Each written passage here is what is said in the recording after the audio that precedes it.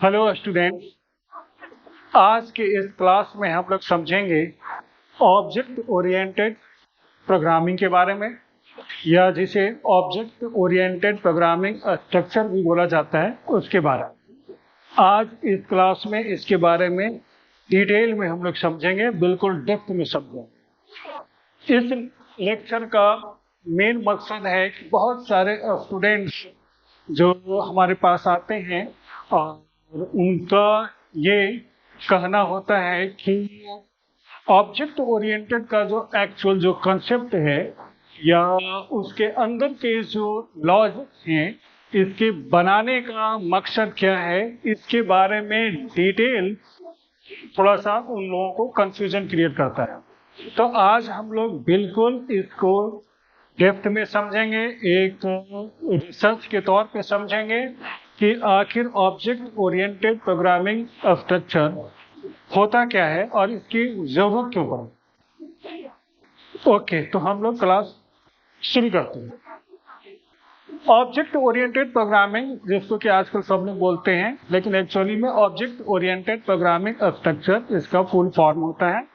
और ये इस पर्पस के लिए इस लॉजिक को लाया गया। ये एक्चुअली में एक प्रोग्रामिंग करने का एक तरीका है। इसको आप एक वे बोल सकते हैं, इसको आप एक मेथड बोल सकते हैं, एक पैराडिग्म बोल सकते हैं, एक टेक्निक बोल सकते हैं, एक स्टाइल बोल सकते हैं, एक फैशन बोल सकते हैं।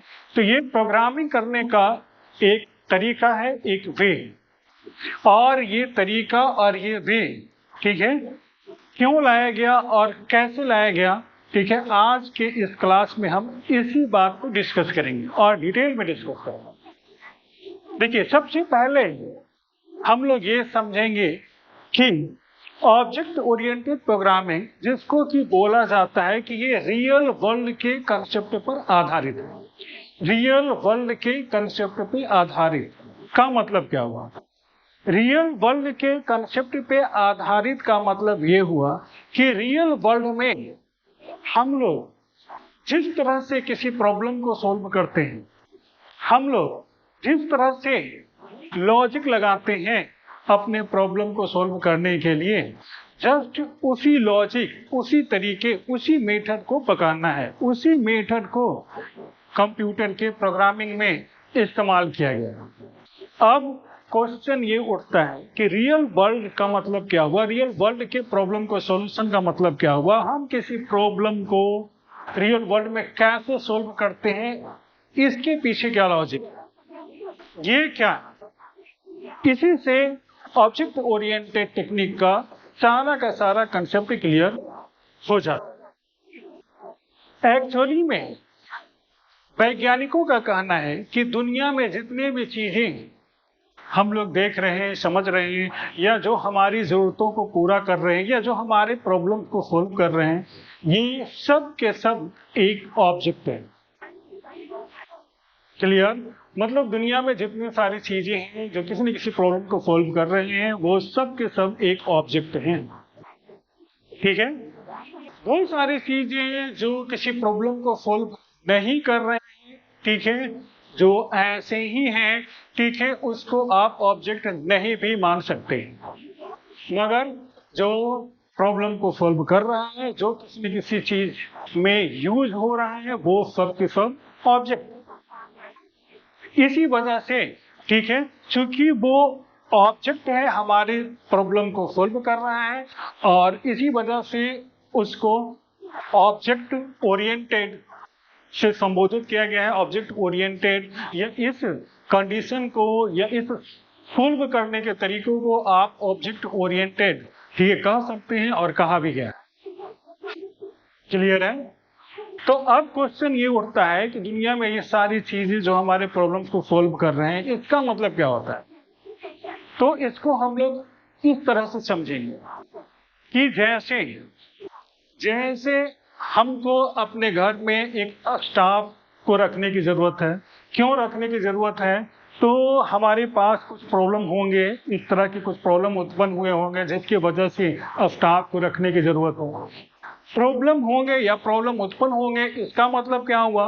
इसका मतलब ये हुआ कि घर के काम को करने के लिए हमारे पास टाइम नहीं है, हम अपने टाइम को दूसरे तीसरे काम में लगाते हैं और इस तरह से घर का बहुत सारा काम ऐसे ही रह जाता है, पड़ा रह जाता है, जिसकी वजह से ठीक है हमको एक प्रॉब्लम का सामना करना पड़ रहा है कि घर के कामकाज को कौन देखेगा।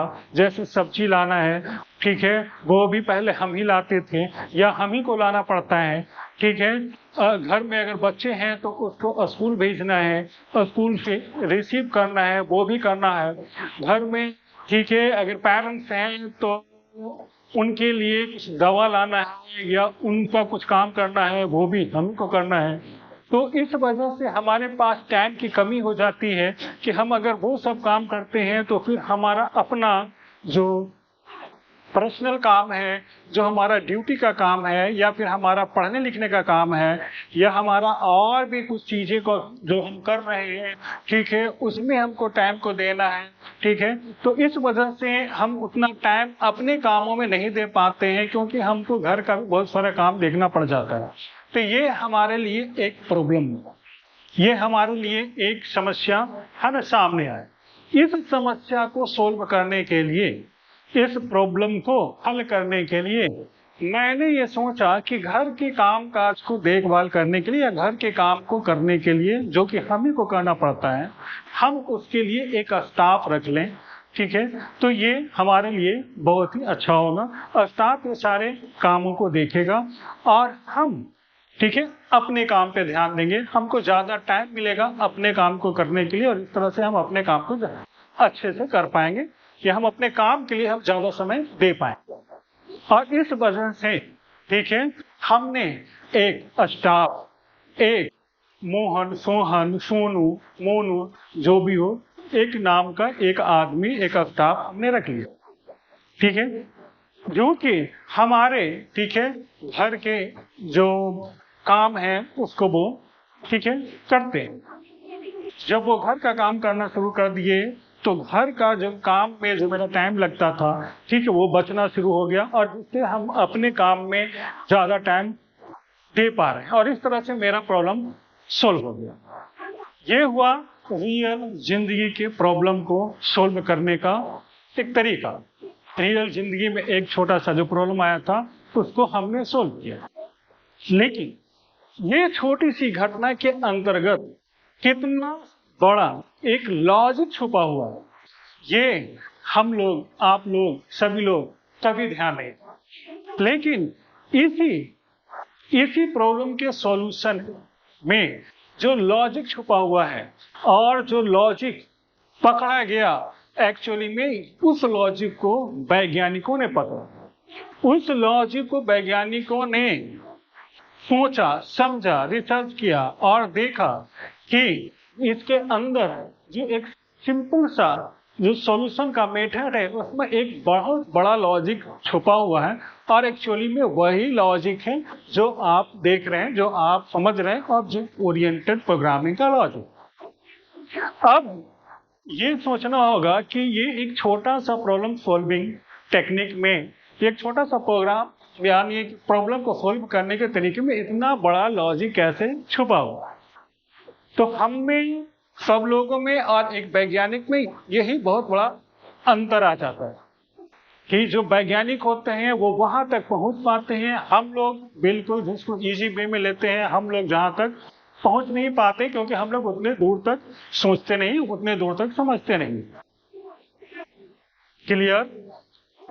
एक्चुअली में देखा जाए तो वैज्ञानिक इस युग का कहिए या हम लोगों के बीच का कहिए कि वो दूसरा भगवान ही होता है। एक भगवान तो हुए ऑलमाइटी गॉड जो कि हम लोगों को जन्म दिए, जो सारे चीज़ों को दिया, बनाया, लेकिन एक दूसरा भी एक हम ही लोग के ठीक है ग्रुप में हम ही लोग से उत्पन्न हुए एक दूसरा भी भगवान है जो कि हम लोगों के लिए इतने सारे सुविधाएं प्रदान की, इतने सारे चीज़ों की खोज की, जिसकी चलती है, जिसकी बदौलत आज हम लोग बहुत सारे सुविधाओं को, बहुत सारे टेक्निक को, बहुत सारे इन्वेंशन को इस्तेमाल कर करके अपने ज़िंदगी को बिल्कुल आसान बनाए हैं। मेडिकल से लेकर के इंजीनियरिंग तक हर चीज में, ठीक है, बहुत सारी चीजें या हर एक चीज वैज्ञानिकों का आविष्कार किया चीज है जिसे कि हम बहुत ही इजीली इस्तेमाल करके अपने लाइफ को आसान, जिंदगी को आसान बनाए। तो वो भी एक तरह से, वैज्ञानिक भी एक तरह से हम लोगों के लिए, ठीक है, एक दूसरा, ठीक है, भगवान हो गए पहले और दूसरा भगवान वो भी माना जा सकता है। अब इस बात को, ठीक है, इस बात को आप सिंपल सा ऑब्जेक्ट ओरिएंटेड प्रोग्रामिंग के लॉजिक से समझ सकते हैं, सिद्ध कर सकते हैं कि साइंटिस्ट लोग कहाँ कहाँ तक पहुंच जाते हैं। ओके, तो हम लोग बिल्कुल रियल वर्ल्ड के एग्जाम्पल से, बिल्कुल भगवान के बनाए हुए इस प्रकृति से, ठीक है, इस ऑब्जेक्ट ओरिएंटेड के कंसेप्ट को कंपेयर करेंगे और समझेंगे कि वैज्ञानिकों ने एक इतना बड़ा टेक्निक, इतना गहरा टेक्निक और इतना अच्छा, ठीक है, लॉजिक कैसे निकाला और इसका आज ये प्रभाव है और इसका आज ये देन है कि हम लोग एक मोबाइल में, एक छोटा सा मोबाइल में दुनिया भर की चीजें कर पाते हैं। टच स्क्रीन से लेकर के हर एक सुविधा हमारे मोबाइल में आया हुआ है। एक्चुअली देखा जाए तो ये सब ऑब्जेक्ट ओरिएंटेड कंसेप्ट की ही देन है। अगर ऑब्जेक्ट ओरिएंटेड कंसेप्ट नहीं आया हुआ रहता तो आज इतने सारे, ठीक है, चीजें जो हम लोग घर बैठे बैठे इंटरनेट के थ्रू, अपने मोबाइल के थ्रू फटाफट कर लेते हैं, ये सारे चीजें संभव नहीं। ऑब्जेक्ट ओरिएंटेड प्रोग्रामिंग टेक्निक का इतना ज्यादा आज के डेट में हमारे जिंदगी में महत्व है। ओके, ठीक, तो हम लोग चलते हैं, ठीक है, ऑब्जेक्ट ओरिएंटेड प्रोग्रामिंग के कंसेप्ट पे। जो एग्जाम्पल अभी हमने, ठीक है, आपके सामने रखा, खुद का और एक स्टाफ का, ठीक, और इसी तरह से, ठीक है, हम लोग दुनिया के हर एक चीज को, हर एक वस्तु को जो देख रहे हैं, जो हम लोग इस्तेमाल कर रहे हैं, जो हमारे किसी न किसी प्रॉब्लम को सोल्व कर रहा है, ठीक है, वो सब के सब, ठीक है, इसी तरह से, इसी लॉजिक पर आधारित है। जैसे हमको अगर गर्मी लग रही है, हमारे पास कम पैसे हैं, हम एक पंखा खरीद लेते हैं। ये पंखा घूमता है, इसके पंखे, इस पंखे में जो 3 ब्लेड लगे हुए रहते हैं, घूमते हैं, हवा देते हैं, ठीक है, हमारा प्रॉब्लम सॉल्व हो जाता है। पैसे ज्यादा लगाते हैं, ठीक है, ठंडे के लिए कूलर खरीद लेते हैं, ठीक है, वो हमारे प्रॉब्लम को सॉल्व कर देता है।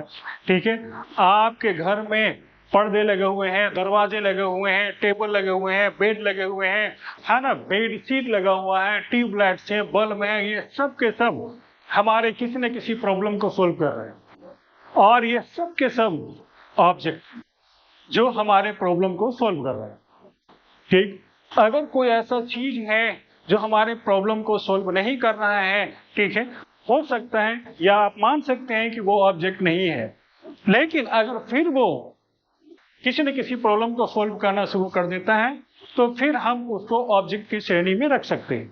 जैसे कूड़ा कचरा है, कूड़ा कचरा को आप मान सकते हैं कि हाँ वो ऑब्जेक्ट नहीं है क्योंकि वो हमारे प्रॉब्लम को सोल्व नहीं कर रहा है, लेकिन उसी कूड़े कचरे से अगर आप किसी चीज का उत्पादन करना शुरू कर दें, उससे कोई भी चीज बनाना शुरू कर दें, ठीक है, तो फिर वो कूड़ा कचरा भी एक ऑब्जेक्ट के रूप में आएगा, एक ऑब्जेक्ट के रूप में माना जाएगा, क्योंकि वो भी एक प्रॉब्लम को सोल्व करने लगा है। क्लियर? तो ऑब्जेक्ट ये मेन, या कहिए कि ये ऑब्जेक्ट ओरिएंटेड प्रोग्रामिंग का, या कहिए कि पूरी दुनिया का हर तरह की प्रॉब्लम को सॉल्व करने का जो मेन थीम हुआ, या कहिए कि जो मेन चीज हुआ, वो हो गया ऑब्जेक्ट। ऑब्जेक्ट ओरिएंटेड, ठीक है, प्रोग्रामिंग का कंसेप्ट बस यहीं से शुरू होता है। ये रियल वर्ल्ड के ऑब्जेक्ट के बारे में हम बता रहे हैं, मगर ठीक है, यही रियल वर्ल्ड का ऑब्जेक्ट का जो टेक्निक है, इसी तरह के कंसेप्ट अगर हम प्रोग्रामिंग में इस्तेमाल करते हैं तो फिर ये हो जाता है, ठीक है, कंप्यूटर का प्रोग्रामिंग का ऑब्जेक्ट ओरिएंटेड वाला टेक्निक। लेकिन ये जो ऑब्जेक्ट की जो हम बात कर रहे हैं, ये ऑब्जेक्ट डायरेक्ट नहीं आता, इससे रिलेटेड, ठीक है, एक और वर्ड है, वो है आपका क्लास का। तो क्लास और उसके बाद ऑब्जेक्ट,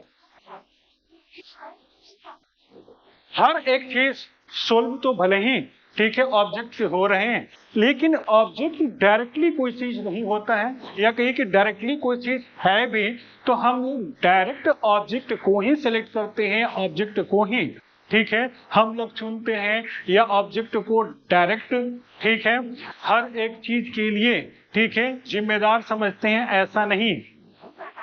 ऑब्जेक्ट जो भी होता है उसका रिलेशन है क्लास से, मतलब वो क्लास से आया है। अब ये क्लास एक नया वर्ड कहाँ से आ गया? अभी अभी तो हमने इतना कुछ ऑब्जेक्ट के बारे में बताया कि हाँ ऑब्जेक्ट ऐसा है, ऑब्जेक्ट ये करता है, सब प्रॉब्लम को सॉल्व ऑब्जेक्ट करता है। अब बीच में ये क्लास शब्द कहाँ से आ गया? एक्चुअली में प्रॉब्लम को सॉल्व करने के लिए सबसे पहले हम लोग क्लास को ही सर्च करते हैं, हम लोग क्लास को ही पकड़ते हैं। क्लास को पकड़ने के बाद तब उस क्लास से रिलेटेड, या कहिए कि उस क्लास का एक एग्जाम्पल, या कहिए कि उस क्लास ग्रुप का एक सदस्य, या कहिए कि उस क्लास का एक क्लास टाइप का एक एंटिटी, वो ऑब्जेक्ट, वो हमारे प्रॉब्लम को सॉल्व करेगा। लेकिन डायरेक्ट हम अगर ऑब्जेक्ट की बात करते हैं तो डायरेक्ट ऑब्जेक्ट की बात इसमें नहीं होता। यहाँ पर एक छोटा सा लॉजिक छुपा हुआ है। हम लोग, ठीक है, पहले क्लास को पकड़ते हैं और देन उसके बाद फिर हम लोग ऑब्जेक्ट को या ऑब्जेक्ट तक पहुंचते हैं। इसका मतलब क्या हुआ? इसका मतलब हो गया जस्ट उसी तरह से जैसे अभी हम एक एग्जाम्पल बताए कि मेरे घर में काम करने के लिए एक स्टाफ की जरूरत है। क्लियर? अब इस स्टाफ के लिए हम, ठीक है, उस स्टाफ को रखने के लिए हम अपने दोस्त से बोलते हैं, घर में किसी सदस्य मामा जी को बोले, घर में चाचा जी हैं चाचा जी को बोले, तो हम लोग बोलते क्या है? हम लोग ये बोलते हैं कि हमको एक आदमी चाहिए जो हमारे यहाँ काम कर सके। ठीक है, मामा जी को बोल दिए कि भाई आप थोड़ा सा देखेंगे, एक आदमी की जरूरत है जो हमारे यहाँ काम कर सके। ठीक है, चाचा जी को ही बोल दिए कि ठीक है कि एक आदमी थोड़ा सा देखेंगे आप, ठीक है, जो कि हमारे यहाँ इस तरह से 8 घंटा या 10 घंटा इस तरह से रहे और हमारे यहाँ के घर का सारा काम, ठीक है, ये सब है ना, करें अच्छे से। ठीक है, इस तरह से दोस्त को भी बोल दिए कि एक आदमी को देखिए। ठीक, हम ये नहीं बोलते कि मोहन सोहन, है ना, रामू श्यामू या इस तरह से, ठीक है, किसी व्यक्ति को देखिए जो हमारे यहाँ काम करे। नहीं, हम हमेशा या आप हमेशा ये बोलते हैं, ठीक है, कि एक आदमी को देखना जो हमारे काम, हमारे घर के काम को कर सके। पहला अटेम्प्ट हमारा क्या है? हमारा अटेम्प्ट ये है, या पहला हमारी सोच है, हमारा खोज है कि एक आदमी, ठीक है, वो जो हमारे यहाँ उस आदमी को लाइए, ठीक है, या आदमी को लाइए, ठीक है, जो कि हमारे यहाँ काम वगैरह सब कर सके इस तरह से। तो हमारा पहला फोकस है आदमी पर, क्योंकि हम जानते हैं कि आदमी, लेकिन आदमी होता क्या है? आदमी एक ग्रुप का नाम, एक समूह का नाम, जिसमें हर कोई है, राम है, मोहन है, सोहन है, सीता, गीता, नीता, पुनीता, अनित, मतलब हर कोई उसके सदस्य। तो आदमी क्या हुआ? एक ग्रुप हुआ। तो मेरा पहला फोकस किस पर है? मेरा पहला फोकस है, ठीक है, उस चीज पर, उस ग्रुप पर, जिस ग्रुप का सदस्य या जिस ग्रुप की, है ना, कोई चीज या जिस ग्रुप का सदस्य मानिए जो हमारे यहाँ काम कर सके।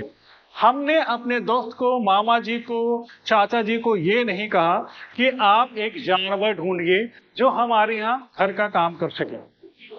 हमने उनको ये नहीं कहा कि आप एक मोटरसाइकिल ढूंढिए जो हमारे यहाँ काम कर सके। हमने उनसे ये कहा कि एक आदमी ढूंढिए जो हमारे यहाँ काम कर सके। तो ये पहला हमारा जो फोकस है, हमारा फोकस उस चीज पे जा रहा है, ठीक है, जो कि या जिस ग्रुप का कोई सदस्य हमारे यहाँ काम कर सके, क्योंकि उस ग्रुप का कोई भी सदस्य इस काम को कर सकता है। आदमी, इस आदमी ग्रुप का कोई भी सदस्य, मतलब कि आदमी का मतलब होता है, ठीक है, उस चीज से, उस कंसेप्ट से, उस थ्योरी से, ठीक है, जो ह्यूमन बीइंग को बिलोंग करता हो, जो जिसके आंख हो, दो आंख हो, कान हो, मुंह हो, जो चलता हो, जो दौड़ता हो, जो बोलता हो, जो सुनता हो, जो समझता हो, जो इस तरह के, ठीक है, थ्योरी, इस तरह के कंसेप्ट वाले, ठीक है, एक जो जंतु बोल सकते हैं, ठीक है, वो आदमी हुआ, ठीक है, जिसमें इस तरह की फीचर्स हैं, जिसमें इस तरह की क्वालिटीज हैं, जिसमें इस तरह का प्रॉपर्टीज है, जिसका इस तरह का बिहेवियर है, वही, ठीक है, मेरे यहाँ काम कर सकता है।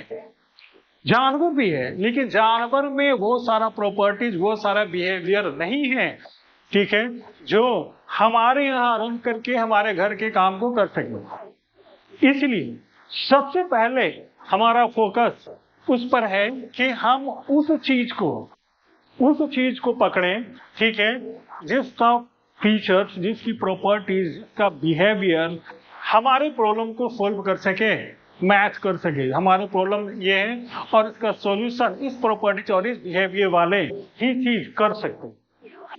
तो फर्स्ट ऑफ ऑल हम लोग क्या सिलेक्ट करते हैं, हम क्लास सिलेक्ट करते हैं, इसी को क्लास बोला जाता है। तो हम सबसे पहले क्लास को सिलेक्ट करते हैं, ठीक है, बाद में ऑब्जेक्ट सिलेक्ट करते हैं।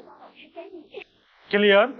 हम अगर दूसरे एग्जाम्पल की बात करें कि जैसे हमको बहुत दूर से आने जाने में, ठीक है, लेट हो जाता है, टाइम बहुत लग जाता है, हम चाहते हैं कि एक मोटरसाइकिल खरीदें। एक मोटरसाइकिल खरीदेंगे तो मेरा प्रॉब्लम सोल्व हो जाएगा। अब मोटरसाइकिल क्या है?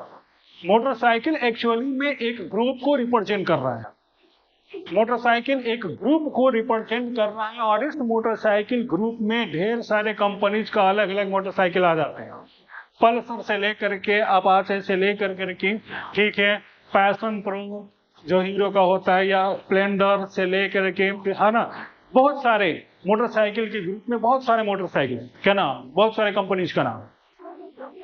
लेकिन आने जाने में देर लग जाती है और इस वजह से हम चाहते हैं कि एक मोटरसाइकिल मेरे पास हो जिससे कि हमारी टाइम की बचत हो। तो इसके लिए इस मोटरसाइकिल ग्रुप का कोई भी एक सदस्य हमारे प्रॉब्लम को सॉल्व कर सकता है, चाहे वो स्प्लेंडर हो, चाहे वो पैशन प्रो हो, चाहे वो, ठीक है, चाहे वो अपाचे हो या पल्सर हो, कोई भी हो। लेकिन ठीक है, इस ग्रुप का कोई भी सदस्य, या कहिए कि इस ग्रुप में, या कहिए कि मोटरसाइकिल, कोई भी हमारे प्रॉब्लम को सॉल्व कर सकता है। और इस तरह से, ठीक है, हम उस ग्रुप के एक सदस्य, मान लेते हैं कि हम स्प्लेंडर, हीरो का एक स्प्लेंडर ले लिए, खरीद लिए, ठीक, तो जो स्प्लेंडर हम खरीदे, ठीक है, वो एक ऑब्जेक्ट कहलाएगा और ये ऑब्जेक्ट, ठीक है, हमारे प्रॉब्लम को सॉल्व करेगा। इसी वजह से इस प्रॉब्लम के सॉल्व करने के टेक्निक को ऑब्जेक्ट ओरिएंटेड बोला गया है, क्लास ओरिएंटेड नहीं। क्योंकि क्लास, ठीक है, एक ग्रुप को रिप्रेजेंट करता है, किसी पार्टिकुलर एंटिटी या किसी पार्टिकुलर, ठीक है, किसी पार्टिकुलर चीज को रिप्रेजेंट नहीं करता। जबकि हमारा प्रॉब्लम एक ग्रुप सॉल्व नहीं करता, बल्कि एक ग्रुप का एक सदस्य जो होता है वो हमारे प्रॉब्लम को सॉल्व करते हैं और उसी सदस्य का नाम है ऑब्जेक्ट। और इसी वजह से इस पूरे कंसेप्ट को, इस पूरे लॉजिक को ऑब्जेक्ट ओरिएंटेड बोला गया, न कि क्लास ओरिएंटेड। जबकि फर्स्ट ऑफ ऑल, सबसे पहले हम लोगों को क्लास ही डिसाइड करना पड़ता है, ऑब्जेक्ट बाद में आता है। सबसे पहले फर्स्ट ऑफ ऑल, ठीक है, सबसे पहले क्लास ही हम लोग सिलेक्ट करते हैं। क्लास कैसे सिलेक्ट करते हैं? क्लास के अंदर के, ठीक है, गुण को देखते हुए, प्रॉपर्टीज को देखते हुए, उसके बिहेवियर को देखते हुए, ठीक है, हम लोग अपने प्रॉब्लम को सॉल्व करने वाला एक क्लास ही को सबसे पहले चाहते हैं। तब जाकर के उसके बाद उस क्लास का एक सदस्य, उस क्लास का एक एग्जाम्पल, उस क्लास का एक इंस्टांस, है ना, जो कि एक ऑब्जेक्ट कहलाएगा, उससे हम अपना प्रॉब्लम सॉल्व कर लेंगे। रियल वर्ल्ड में हर जगह पे, हर समय हम लोग इसी तरह से, ठीक है, अपने प्रॉब्लम को सोल्व करते हैं। इसीलिए ऑब्जेक्ट ओरिएंटेड प्रोग्रामिंग को रियल वर्ल्ड के कंसेप्ट पे आधारित माना जाता है। क्लियर कि ऑब्जेक्ट ओरिएंटेड को रियल वर्ल्ड से कैसे लिया गया है और रियल वर्ल्ड के कंसेप्ट पे कैसे आधारित है और किस तरह से हम लोग रोज जिस तरह से प्रॉब्लम को सॉल्व कर रहे हैं उसी तरह से, ठीक है, वैज्ञानिकों ने कंप्यूटर में, ठीक है, प्रॉब्लम सॉल्व करने का तरीका बनाया। और वैज्ञानिक कितने डेप्थ तक सोचते हैं, रिसर्च करते हैं कि हम लोग की इस छोटी सी बात में भी वो पूरे के पूरे ऑब्जेक्ट ओरिएंटेड का सारा कंसेप्ट ही डिजाइन कर दिए। तो ऑब्जेक्ट ओरिएंटेड क्या हुआ कि एक टेक्निक हो गया, एक तरीका हो गया, एक स्टाइल हो गया, एक वे हो गया प्रोग्रामिंग का जो रियल वर्ल्ड से लिया गया है। रियल वर्ल्ड मतलब जो रियल दुनिया में हम लोग जिस तरह के प्रॉब्लम को सॉल्व करते हैं वहां से लिया गया। वैज्ञानिकों ने फिर ऑब्जेक्ट के बारे में कुछ इस तरह से डिफिनीशन भी बताया। डिफिनीशन क्या कि ऑब्जेक्ट में प्रॉपर्टीज होते हैं और बिहेवियर होते हैं। मतलब ऐसा चीज जो हमारे प्रॉब्लम को सॉल्व कर रहा है, ठीक है, वो चीज में दो चीज होते हैं, ठीक है। एक होता है इसका प्रॉपर्टीज बताता है उसका शेप, साइज, कलर, इस तरह की चीजों को, और बिहेवियर बताता है, ठीक है, उसके लक्षण को, उसके काम करने वाले जो फंक्शंस हैं, जो ऑपरेशंस हैं उसको। जैसे अगर हम एक आदमी की बात करते हैं तो उस आदमी का आंख, नाक, कान, मुंह, हाथ, पैर, ये सारे के सारे उसकी प्रॉपर्टीज हो गया। और बिहेवियर क्या हुआ, उसका बिहेवियर हो गया उसका ऑपरेशन, जैसे उसका हंसना, बोलना, उछलना, कूदना, खाना, पीना, ये सब के सब हो गए उसके बिहेवियर। ये दोनों को दोनों, ठीक है, मिले हुए रहते हैं एक ऑब्जेक्ट में, जिसके थ्रू वो हमारे प्रॉब्लम को, हमारे रिक्वायरमेंट को पूरा करता है। क्लियर? तो इस तरह से, ठीक है, हम लोग ऑब्जेक्ट ओरिएंटेड प्रोग्रामिंग का डिटेल समझेंगे। तो आज के इस छोटे से लेक्चर में इतना ही रखेंगे। अगले लेक्चर में फिर हम लोग इसको और डिटेल में समझेंगे और ऑब्जेक्ट ओरिएंटेड प्रोग्रामिंग की उत्पत्ति कैसे हुई, पहले के लॉजिक क्या थे और उसमें क्या क्या प्रॉब्लम्स आए जिसकी वजह से ऑब्जेक्ट ओरिएंटेड लाना पड़ा, उसका आविष्कार किया गया, और ऑब्जेक्ट ओरिएंटेड के और आगे क्या क्या फीचर्स हैं वो रियल जिंदगी से कैसे टैली करते हैं, मैच करते हैं, ये हम लोग नेक्स्ट लेक्चर में डिस्कस करेंगे। Okay, thank you. ये सारी बातें, ये जो क्लास है, ये आप लोगों को पसंद आए हो तो आप इसको लाइक शेयर अवश्य करेंगे। धन्यवाद।